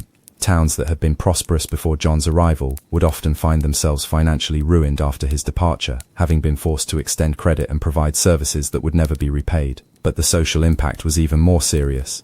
John's gambling expeditions brought with them all the other vices that characterized his reign, including the women who lived in the papal palace and the drinking and entertainment that were constant features of his lifestyle. The result was that peaceful Christian communities throughout central Italy were being exposed to levels of debauchery and corruption that they had never experienced before. The Pope's visits, which should have been occasions for spiritual celebration and religious renewal, became opportunities for moral corruption that often had lasting effects on the communities involved. Local priests and church officials were faced with impossible choices when John's expeditions arrived in their towns. They could cooperate with the papal party and compromise their own moral standards, or they could resist and face potential punishment for opposing the Pope's wishes. Many local church officials chose to cooperate, either because they were intimidated by papal authority, or because they were personally attracted to the opportunities for enrichment and entertainment that John's expeditions provided. The result was the corruption of local church leadership throughout central Italy, as priests and bishops were drawn into the web of vice and incompetence that emanated from Rome. But some local church officials did resist, and their resistance created its own problems. Priests who refused to participate in or facilitate John's entertainments were often removed from their positions and replaced with more compliant candidates. This created divisions within local church communities that persisted long after John's expeditions had moved on to other targets. The resistance to John's corruption wasn't limited to individual priests and bishops. Entire monasteries and religious communities began to distance themselves from papal authority, refusing to acknowledge John's legitimacy and operating independently of Rome. This monastic resistance was particularly significant because monasteries were crucial institutions for preserving religious learning and maintaining spiritual discipline throughout medieval Europe. When these communities began to reject papal authority, it represented a serious fracturing of church unity that threatened the institution's ability to function as a cohesive organization. The monastery of Cluny, which was one of the most influential religious communities in medieval Europe, formally declared its independence from papal authority during John's reign, citing his moral corruption as justification for rejecting his leadership. Other monasteries throughout Europe followed suit, creating a network of religious communities that operated outside of official church hierarchy. This monastic independence movement had long-term consequences that extended far beyond John's reign. The idea that religious communities could legitimately reject papal authority when the Pope was obviously unfit for office became an important precedent for later reform movements within the Church. But in the immediate term, the monastic resistance to John's authority further weakened the papacy's ability to function effectively. When important religious institutions were operating independently of Rome, it became impossible to maintain the kind of centralized church administration that was necessary for effective governance of the broader Christian community. The theological implications of this resistance were also significant. If monasteries could legitimately reject papal authority based on moral considerations, what did that say about the nature of papal supremacy? If religious communities could make their own decisions about which church leaders to follow, how could the Church maintain its claims to universal authority? These questions would continue to trouble church theologians for centuries, leading to complex debates about the proper limits of papal authority and the circumstances under which resistance to papal leadership might be justified. But perhaps the most serious long-term consequence of the monastic resistance was the way it established precedents for later challenges to papal authority. The Protestant Reformation of the 16th century would draw on many of the same arguments that had been developed during the resistance to John XII's papacy, using the example of his corruption to justify more sweeping challenges to church authority. Meanwhile, John himself seemed oblivious to the growing resistance to his leadership. He continued to pursue his personal pleasures with the same enthusiasm that had characterized his entire reign, apparently believing that his papal authority would protect him from any serious consequences for his behavior.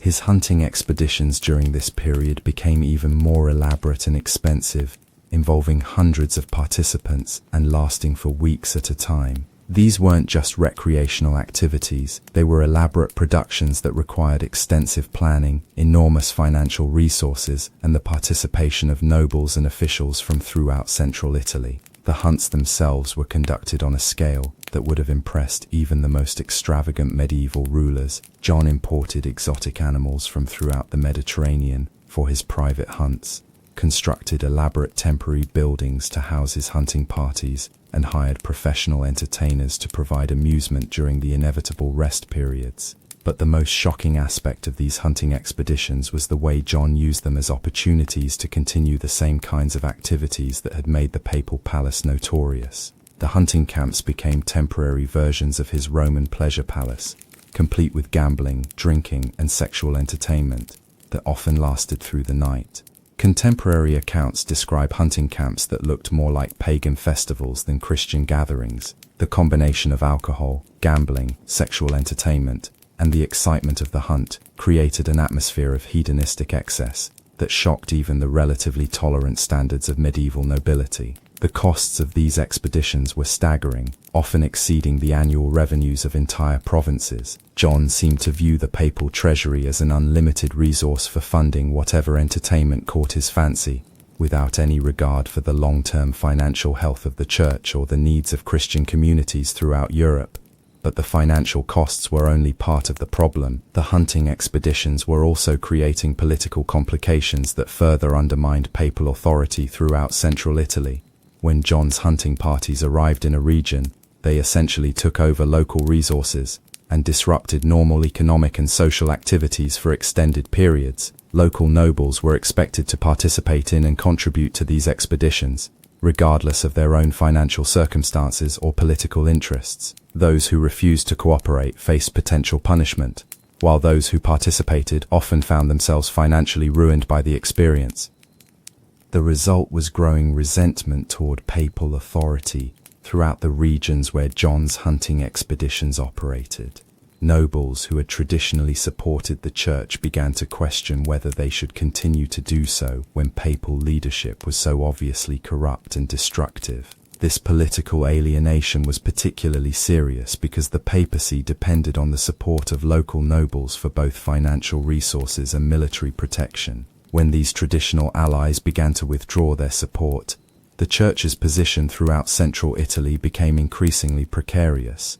But John seemed incapable of understanding the political implications of his behavior. He continued to pursue his personal pleasures as if he were a private citizen with unlimited resources rather than the leader of an institution that depended on public support and confidence for its continued existence. His gambling expeditions and hunting parties continued throughout 962 and 963, even as political pressures were building that would eventually lead to his downfall. Otto I's forces were already positioning themselves for intervention in papal affairs, but John seemed oblivious to the growing threats to his position. The final phase of John's reign was characterized by an almost manic pursuit of pleasure, as if he understood on some level that his time was running out, and was determined to extract every possible enjoyment from his position before it was taken away from him. His behavior during this period became even more erratic and extreme, with gambling sessions that lasted for days, hunting expeditions that involved hundreds of participants, and sexual adventures that shocked even his own supporters. It was as if John had decided to push the boundaries of acceptable papal behavior as far as possible, testing whether there were any limits to what he could get away with. The answer, as it turned out, was that there were indeed limits, and that he had exceeded them long before he realized it. Otto I's patience with papal corruption had finally been exhausted, and the emperor was preparing to take decisive action to restore order to the church. When Otto's forces finally arrived in Rome in 962, John seemed genuinely surprised that anyone would dare to challenge his authority. He had become so accustomed to getting his way in all things that he apparently couldn't imagine that his behavior would have serious political consequences. His initial response to Otto's intervention was characteristically inadequate. Instead of attempting to negotiate a political solution or implementing reforms that might address the emperor's concerns, John seemed to view the imperial challenge as just another opportunity for adventure and excitement. He attempted to organize military resistance to Otto's forces, but his efforts were half-hearted and poorly planned. The papal army that John assembled was more like one of his hunting parties than a serious military force, lacking the discipline and organization necessary to resist imperial troops. The confrontation between John and Otto was brief and decisive. The emperor's forces quickly established control over Rome, and John found himself facing a formal church council that was prepared to remove him from office based on extensive evidence of his misconduct. The charges brought against John at this council were comprehensive and devastating, covering every aspect of his corrupt administration from simony and perjury to adultery and murder. The evidence presented was so overwhelming that even John's own supporters had difficulty defending his conduct. But perhaps most damaging was the testimony about John's systematic transformation of the papal office from a spiritual institution into a vehicle for personal gratification. The witnesses described a pope who had completely abandoned any pretense of religious leadership, and who had used his sacred office solely as a means of pursuing worldly pleasures. The council's decision to depose John was unanimous, reflecting the widespread recognition that his behavior had made him unfit for any form of church leadership. Even bishops who had benefited from John's corrupt appointment system acknowledged that his conduct had become so scandalous that it threatened the very survival of the church as a credible institution.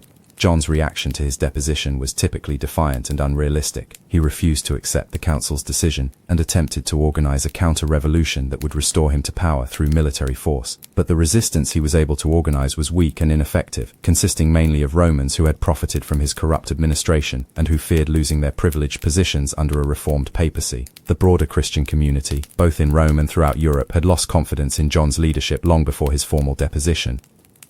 The brief civil war that followed John's deposition was more of a police action than a serious military conflict. Otto's forces quickly suppressed John's supporters, and the deposed pope found himself isolated and powerless, dependent on a small group of allies who were themselves under constant threat of arrest. John's death in 964 brought this chaotic period to an end, but the damage he had inflicted on the papacy would take decades to repair. His 9-year reign had demonstrated that even the most sacred offices could be completely corrupted when they were occupied by individuals who lacked the character and commitment necessary to exercise authority responsibly. The immediate aftermath of John's death revealed the full extent of the institutional damage he had caused. When Otto I's representatives began examining the papal archives and treasury, they discovered a level of financial chaos that exceeded even their worst expectations. The systematic looting of church resources that had funded John's extravagances had left the papacy virtually bankrupt, with debts that would take years to resolve. The papal treasury, which should have contained the accumulated wealth of centuries of church donations and property revenues, was essentially empty. What little remained had been pledged as collateral for gambling debts or promised to various creditors who had financed John's elaborate entertainments. The new papal administration found itself inheriting not just the moral burden of John's corruption, but also the practical challenge of restoring financial stability to an institution that had been systematically plundered. But the financial damage was only the beginning. The administrative systems that were supposed to coordinate church activities throughout Europe had completely collapsed under John's neglect. Important correspondence had gone unanswered for months or years, creating a backlog of unresolved issues that affected churches and monasteries across the continent. Church appointments that John had sold to unqualified buyers were creating problems throughout the European church hierarchy. Bishops who couldn't read Latin were attempting to conduct religious services they didn't understand. Abbots who knew nothing about monastic life were trying to manage religious communities whose traditions they had never learned. The result was a cascade of incompetence that was undermining the church's ability to function at every level. The legal chaos was equally serious. Church courts throughout Europe were paralyzed by conflicts over jurisdiction and authority. When local church officials had purchased their positions rather than earning them through merit, they lacked the knowledge and credibility necessary to make binding legal decisions. The result was a breakdown of church law that created uncertainty about everything from marriage validity to property rights. Marriage disputes that should have been resolved quickly through established church procedures were languishing in legal limbo because the officials responsible for making decisions didn't understand the relevant law. Inheritance cases that depended on church determinations about family relationships were stalled because corrupt church officials were more interested in extracting bribes than in rendering just decisions. The theological implications of this legal chaos were staggering. If church law couldn't be administered consistently and fairly, what did that say about the church's claim to represent divine justice? If religious officials were making legal decisions based on personal profit rather than spiritual principles, how could the church maintain its role as a moral guide for Christian society? These questions were being asked throughout medieval Europe as the full scope of John's corruption became apparent. The institutional damage he had caused wasn't just a Roman problem, it was a crisis that affected the entire structure of medieval Christianity. Otto I's appointed successor, Pope Leo VIII, faced the enormous challenge of rebuilding church authority from the ground up. The new pope understood that restoring the papacy's credibility would require not just eliminating the obvious corruptions of John's reign, but also implementing fundamental reforms that would prevent similar disasters in the future. Leo's first priority was addressing the financial crisis that John's extravagances had created. The new papal administration implemented strict budget controls and began the slow process of liquidating the debts that had accumulated during John's reign. Church properties that had been pledged as gambling collateral had to be reclaimed through complex legal proceedings that often took years to resolve. But the financial reforms were complicated by the need to reverse John's corrupt appointments without creating even more administrative chaos. Many of the bishops and abbots who had purchased their positions during John's reign were completely unqualified for their responsibilities, but removing them all immediately would have left huge gaps in church leadership throughout Europe. Leo's solution was to implement a gradual transition process that provided education and support for officials who showed genuine commitment to reform while quietly removing those who were irredeemably corrupt. This approach was politically practical, but it meant that the effects of John's corruption would continue to be felt for years as the church slowly rebuilt its administrative capacity. The theological challenges were even more complex. The church needed to restore its moral authority after John's reign had demonstrated that even the Pope could be thoroughly corrupt. This required not just eliminating obviously scandalous behavior, but also developing new approaches to church governance that would prevent future corruption. Leo VIII began implementing reforms that would eventually evolve into more systematic approaches to papal selection and oversight. The idea that popes should be chosen based on spiritual qualifications rather than family connections began to gain acceptance, though it would take centuries to fully implement this principle. More immediately, Leo focused on restoring the dignity and solemnity that were appropriate to the papal office. The physical spaces that John had corrupted were carefully restored to their proper religious functions. The rooms that had been converted into gambling halls were returned to their original purposes as spaces for prayer and theological study. The papal apartments were stripped of their secular decorations and refurnished in a manner appropriate for a celibate religious leader. The throne room was restored to its traditional dignity as a space for receiving church dignitaries and conducting official business. The private chapel was reconsecrated and returned to its proper function as a place for personal prayer and meditation. But the physical restoration was only symbolic of the deeper institutional changes that were necessary. The church needed to develop new systems for training and selecting church leaders that would prevent unqualified individuals from purchasing important positions. It needed to create financial oversight mechanisms that would prevent future popes from looting the papal treasury for personal entertainment. Most importantly, the church needed to re-establish its credibility as a moral authority that could provide spiritual guidance to medieval society. This required not just eliminating corruption, but also demonstrating through consistent behavior that church leaders were genuinely committed to the spiritual principles they claimed to represent. The process of rebuilding papal authority was complicated by the political precedents that John's reign and deposition had established. Otto I's successful intervention in papal affairs had demonstrated that imperial power could supersede papal authority when the pope was obviously unfit for office. This precedent would influence church-state relations for centuries, as future emperors and kings would point to Otto's action as justification for their own interventions in church affairs. The theological implications of imperial intervention in papal affairs were complex and controversial. Technically, the pope was supposed to be answerable only to God, and the idea that secular rulers could remove him from office raised fundamental questions about the nature of papal authority. But John's behavior had been so egregious that even many church leaders acknowledged that some form of external intervention had been necessary. The challenge was developing principles that would allow for legitimate oversight of papal authority without completely subordinating the church to secular control.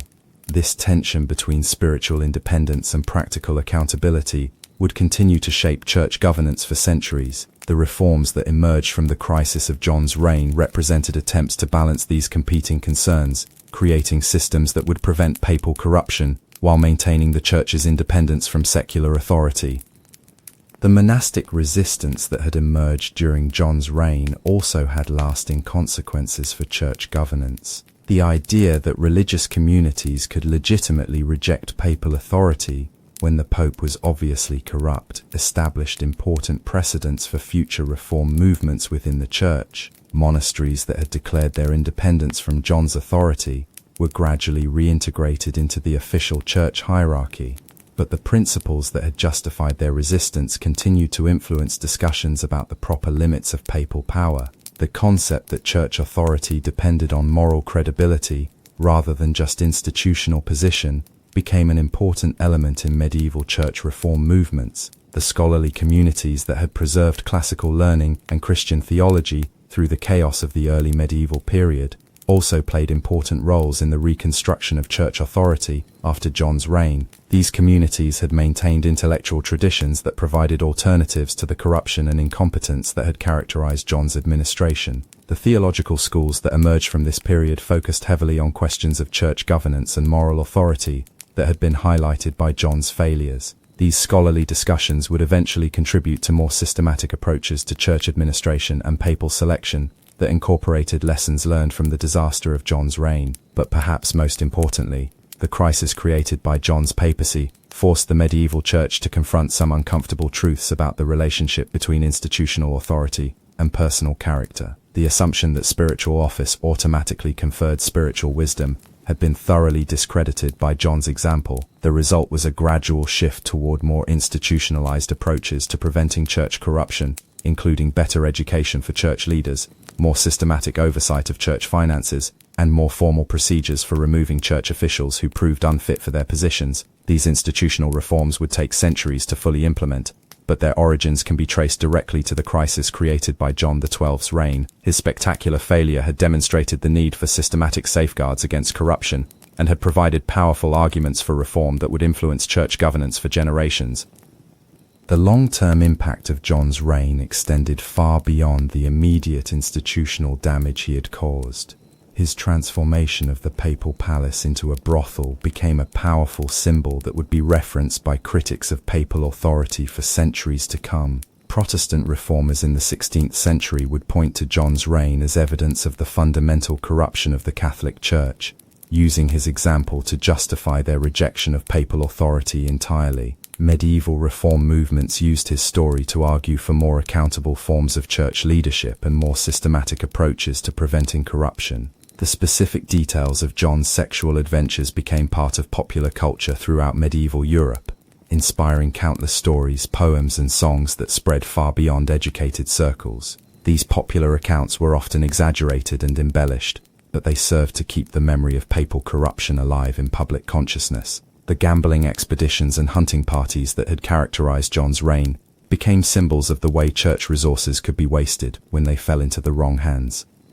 These stories were used by medieval moralists to illustrate the dangers of unchecked power and unlimited appetite. But perhaps most significantly, John's reign became a cautionary tale about the relationship between power and character that would influence political thinking for centuries. The idea that unlimited power corrupts even the most sacred offices became a fundamental principle of political theory that would shape discussions about governance and accountability throughout the medieval period and beyond. The constitutional implications of John's deposition by Otto I also had lasting effects on medieval political theory. The precedent of imperial intervention in papal affairs established important principles about the limits of spiritual authority and the circumstances under which secular rulers could legitimately intervene in church governance. These precedents would be invoked repeatedly throughout the medieval period, as emperors, kings, and other secular rulers sought to assert their authority over church officials who they viewed as corrupt or incompetent.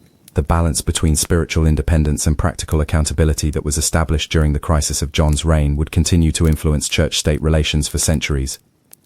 The financial reforms that were implemented in response to John's fiscal irresponsibility also had lasting effects on church administration. The budget controls and oversight mechanisms that were developed during Leo I's papacy established precedents for more systematic approaches to managing church resources. The idea that papal spending should be subject to some form of oversight, rather than being left entirely to papal discretion, represented a fundamental shift in church governance that would influence financial administration for centuries. While future popes would retain significant discretion over church resources, they would never again have the kind of unlimited access to church wealth that John had enjoyed.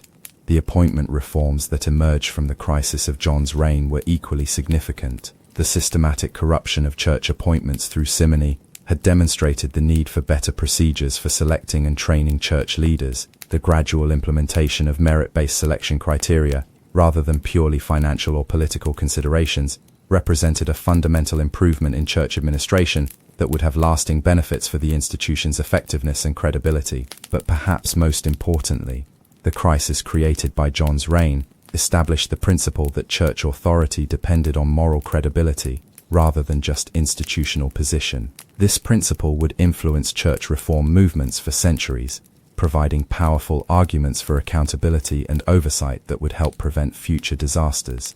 The theological discussions that emerged from the crisis also had lasting effects on Christian thought. The questions about papal authority, church governance, and the relationship between spiritual and temporal power that were raised by John's reign would continue to be debated by theologians for centuries. These discussions contributed to more sophisticated understandings of church authority that incorporated lessons learned from John's failures. The idea that spiritual authority required spiritual qualifications rather than just political connections became an important element in medieval Christian thought. As we look back on John XII's reign from the perspective of centuries, it's clear that his spectacular failure served an important historical function. His transformation of the papacy into a vehicle for personal gratification demonstrated the dangers of unchecked power in ways that abstract theological discussions never could. His systematic corruption of church institutions provided concrete examples of what happened when spiritual authority was subordinated to worldly pleasure. His financial irresponsibility showed the practical consequences of treating church resources as personal property. His appointment of unqualified officials demonstrated the cascade effects of corruption throughout institutional hierarchies. Most importantly, his reign proved that even the most sacred offices could be completely corrupted when they were occupied by individuals who lacked the character and commitment necessary to exercise authority responsibly. This lesson would influence approaches to governance and accountability for centuries to come. The boy who had inherited the papal throne at 18 had spent 9 years proving that age, wealth, and unlimited power were a dangerous combination when they weren't balanced by character, education, and institutional oversight. His legacy was a church that was forced to confront uncomfortable truths about the nature of authority and the need for systematic safeguards against corruption. But his legacy was also a church that was ultimately strengthened by the crisis he had created. The reforms that emerged from the chaos of his reign made the institution more resilient, more accountable, and better able to fulfill its spiritual mission. The constitutional principles that were established during his conflict with Otto I provided important precedents for balancing spiritual independence with practical accountability. The theological discussions that his failures prompted contributed to more sophisticated understandings of church authority and governance. The financial and administrative reforms that were implemented in response to his corruption established better systems for managing church resources and preventing future abuse.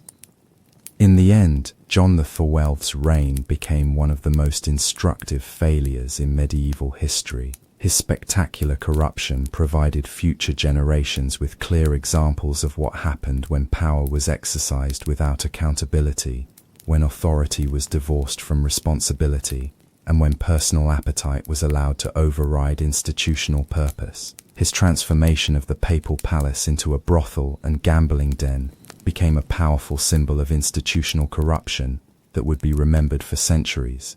His systematic abuse of church resources demonstrated the practical consequences of treating public office as private property. His appointment of unqualified officials showed how corruption could cascade through entire institutional hierarchies. But perhaps most importantly, his reign demonstrated that the health of institutions depends entirely on the character of the individuals who lead them. When those individuals are corrupt, incompetent, or indifferent to their responsibilities, even the most powerful and well-established institutions can be quickly reduced to chaos and scandal. The lesson was clear. Institutional authority without personal accountability is a recipe for disaster, regardless of how sacred or well-established the institution might be. This lesson would influence approaches to governance, accountability, and institutional design for centuries to come, making John XII's catastrophic papacy one of the most educationally valuable failures in European history. And so the scandalous reign of Pope John XII came to an end, not with glory or accomplishment, but with deposition, chaos, and institutional collapse. The 18-year-old who had inherited one of the most powerful positions in medieval Europe had spent 9 years systematically destroying everything that position was supposed to represent.